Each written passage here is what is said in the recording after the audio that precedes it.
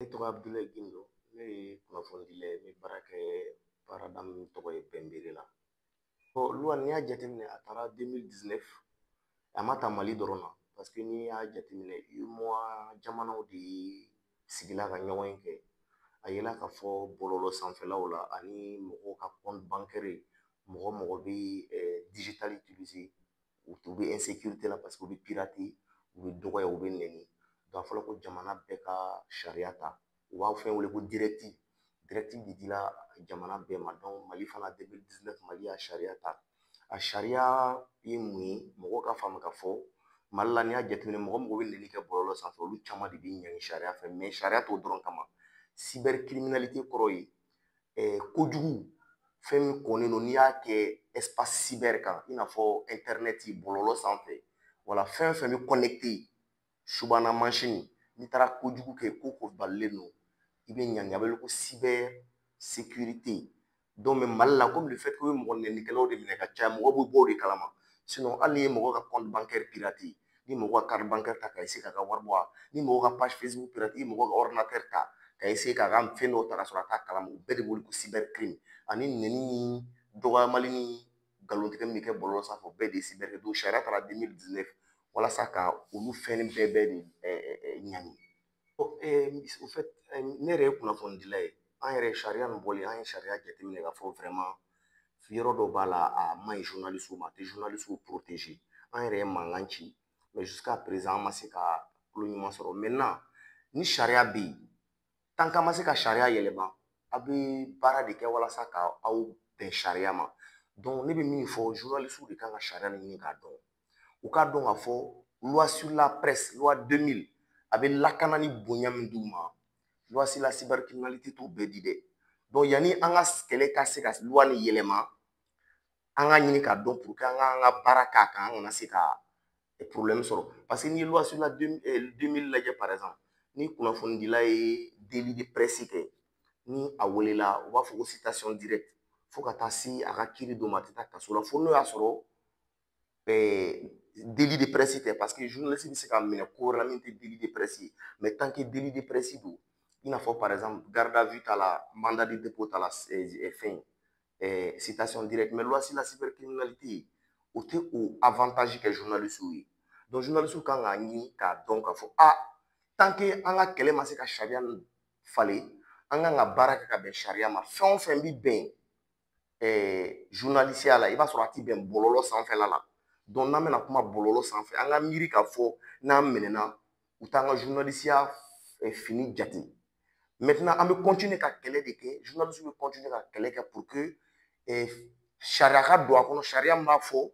ni mɔgɔ nana kuma fɔ bɔlɔlɔ sanfɛ n'a kan ka ɲangi n'a dɔnna k'a fɔ ko journaliste don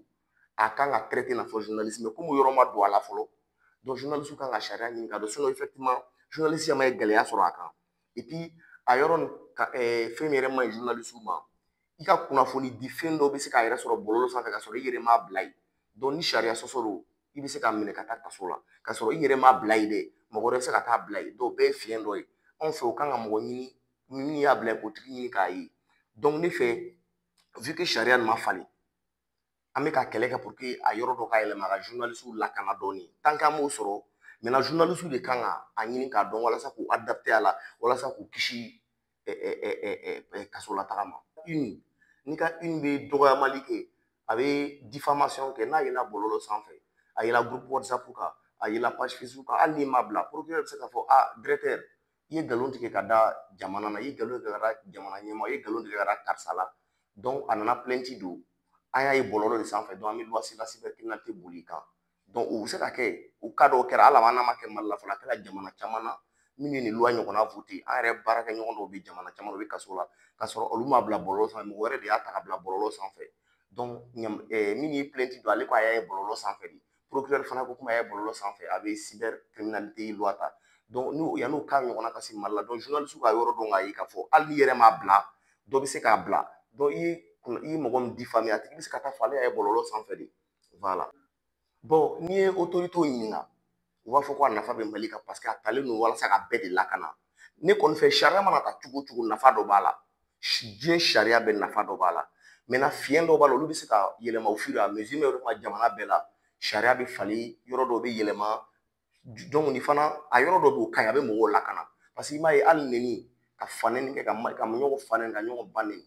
bɔlɔlɔ sanfɛ mali la kɔni a dabila la mɔgɔ mɔgɔ b'a k'i b'a ye u bɛ jamana kɔ kan o ye nafa dɔ de ye fɔlɔ fɔlɔ ka sɔrɔ mɔgɔ minɛ kun b'a daminɛ mɔgɔw kun bɛ mali kɔnɔ u bɛ fa ni ba nɛni bɔlɔlɔ sanfɛ i ti bɔ a la i bɛ jamana kɔnɔ mali kɔnɔ se bɛ procureur k'i minɛ mɔgɔ caman ye nɛni dabila fo an ka maliyɛn minnu sigilen don kɛnɛma dɔ o y'a nafa dɔ ye adamaden baara don fiɲɛ b'a la fiɲɛ min b'a la an bɛ to ka hakilina yira ɲɔgɔn na ka plaidoyer kɛ ka kuma autorités fɛ u k'a faamu k'a fɔ ko vraiment nin yɔrɔ nin kan ka bɔ a la par exemple loi sur la protection des données à caractère personnel ta par exemple o loi la par exemple journaliste kun protégé len tɛ o mais u ka comité d'experts an t'a dɔn u b'a wele cogo di u ye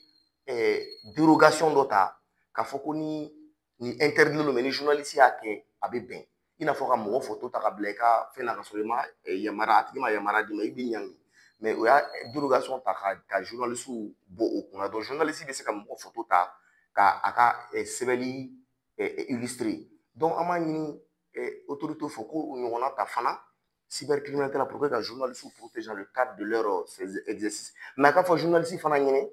n'i bɛna bɔlɔlɔ sanfɛ il faut que ça soit dans le cadre de ta fonction mais k'i ka journaliste fini bɔ ka bila ka i yɛrɛ casquette ta ka na sigi ka kuma dɔ fɔ ka tila k'a fɔ k'i ye journaliste an b'o yɔrɔ fana fɔ journalistes ɲɛna donc ni journaliste fana o garantie di autorités ma n'a ye o sariya ta k'anw protéger an fana bɛ layidu ta ye k'a fɔ bɔlɔlɔ sanfɛ n'an bɛna kuma an bɛ kuma en qualité de journaliste